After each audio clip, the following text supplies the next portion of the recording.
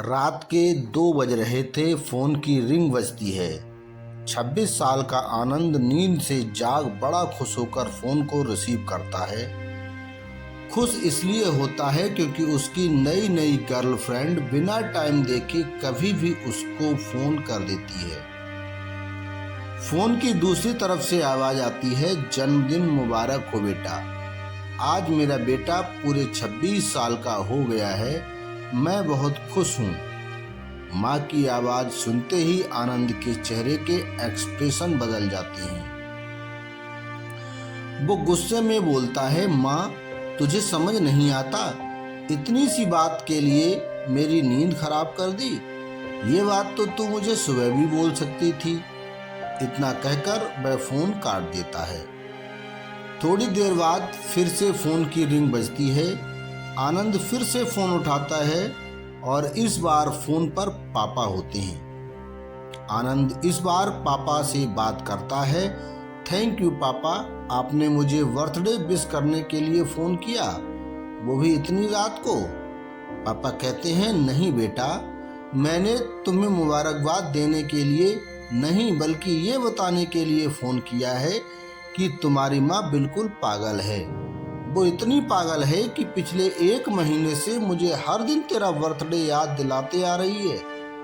वो इतनी पागल है कि तू हमसे सैकड़ों किलोमीटर दूर है, फिर भी उसने यहाँ पर खुद अपने हाथों से तेरे लिए केक बनाया है।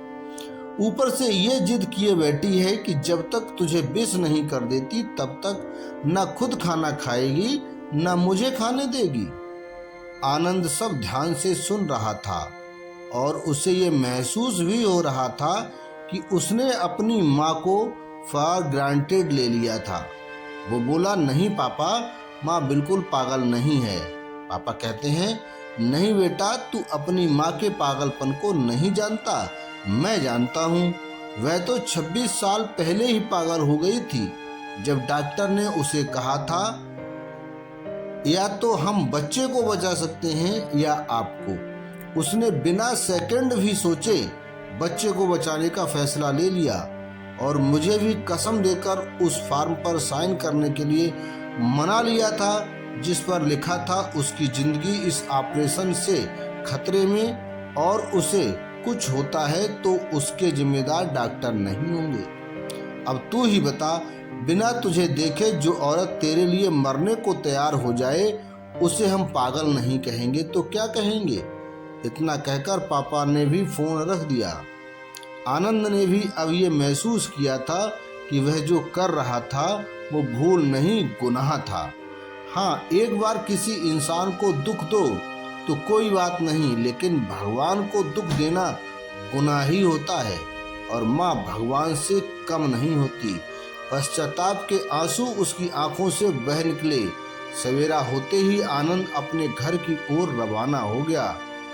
अपने माँ बाप से माफ़ी मांगने के लिए घर पहुँचते ही उसने पहले माँ से माफ़ी मांगी, जिसने उसे गले से लगा लिया।